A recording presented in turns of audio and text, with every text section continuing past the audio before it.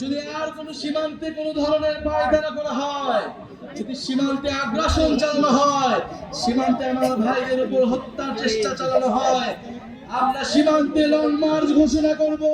আমরা জানি চাঁপাইনবাবগঞ্জ আমের রাজধানী, কিন্তু দুঃখের বিষয় এত ঐতিহ্যবাহী জেলা হওয়া সত্ত্বেও এই আমকে এটাকে শিল্পের পর্যায়ে নিয়ে যেতে, এটাকে বিশ্বের বুকে তুলে ধরতে, এটাকে রপ্তানি করতে কোন ধরনের উদ্যোগ আমাদের কোন সরকারি নেয় নেই। প্রিয় চাঁপাইনবাবগঞ্জবাসী, আমরা জানি চাঁপাইনবাবগঞ্জ রেশম শিল্পের জন্য বিখ্যাত, কিন্তু এই রেশম শিল্প দিনে দিনে হারিয়ে যাচ্ছে। কোন ধরনের উদ্যোগী নেওয়া হয়নি আমাদের এই জাতীয় শিল্পকে বাঁচিয়ে রাখার জন্য। আমরা চাই বাংলাদেশের যে জাতীয় শিল্প রয়েছে, কুটির শিল্প রয়েছে, সেগুলোকে যথাযথভাবে সংরক্ষণ করতে হবে। প্রিয় চাঁপাইনবাবগঞ্জবাসী, আমরা জানি আপনারা দীর্ঘদিন ধরে ট্রেনের জন্য আন্দোলন করছেন। আপনারা একটা আন্তনগর ট্রেন চান, সরাসরি ট্রেন চান চাঁপাইনবাবগঞ্জ থেকে।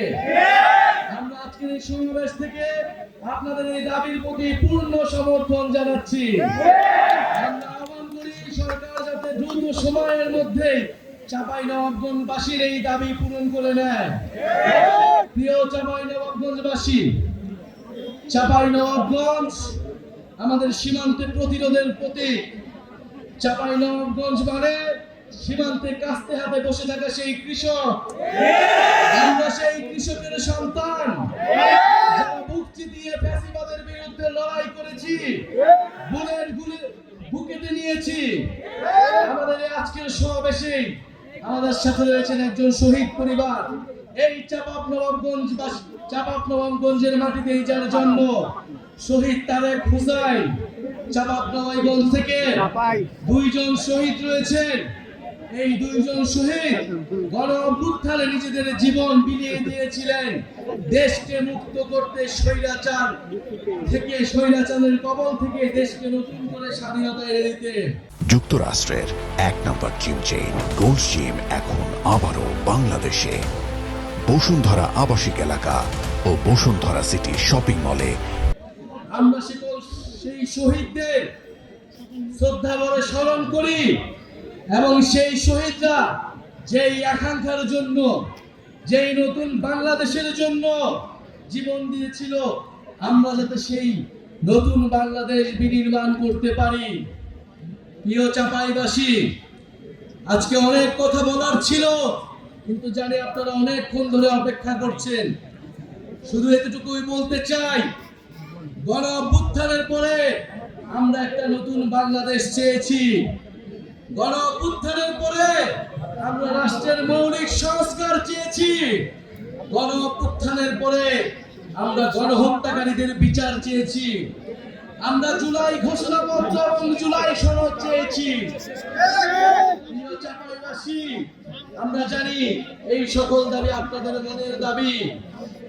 চাঁপাইনবাবগঞ্জে কর্মসংস্থানের কোনো ব্যবস্থা নেই। এখানে শিক্ষা, চিকিৎসায় এই এলাকার মানুষ দীর্ঘদিন ধরে বৈষম্যের শিকার, অবহেলিত হয়ে রয়েছে। আমরা এই সকল বৈষম্য থেকে দূর হবে বাংলাদেশের সকল জেলা, সেই স্বপ্ন দেখি।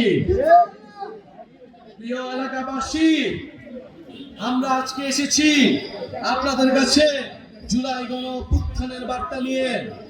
যেই বার্তা একটা ইনসাফ ভিত্তিক রাষ্ট্র কায়েমের জন্য আমাদেরকে স্বপ্ন দেখায়, যেই বার্তা একটা বৈষম্যহীন বাংলাদেশের স্বপ্ন দেখায়। আমরা সেই বাংলাদেশের স্বপ্ন দেখি। আমরা স্পষ্টভাবে আজকের সমাবেশ থেকে বলতে চাই, সীমান্তে বিএসএফ আন্তর্জাতিক আইন লঙ্ঘন করে এখানে গ্রেনেড মারে, এখানে বোমার বিস্ফোরণ ঘটায়। আমরা কিন্তু এই সব আগ্রাসন আর মেনে নেব না। অনেক কাল হয়েছে, সীমান্তে অনেক বাহাদুরি হয়েছে তাদের, সেই বাহাদুরির দিন শেষ হয়েছে। যদি আর কোন সীমান্তে কোন ধরনের পায়খানা করা হয়, যদি সীমান্তে আগ্রাসন চালানো হয়, সীমান্তে আমার ভাইদের উপর হত্যার চেষ্টা চালানো হয়, আমরা সীমান্তে লং মার্চ ঘোষণা করব। আমাদের সীমান্ত আমরাই রক্ষা রক্ষা করব। প্রিয় চাঁপাইবাসী, আজকে আমরা এসেছি 64 জেলায় আমরা যাচ্ছি দেশ গড়ার আহ্বান জানিয়ে, দেশ পুনর্গঠনের অনুরোধ জানিয়ে।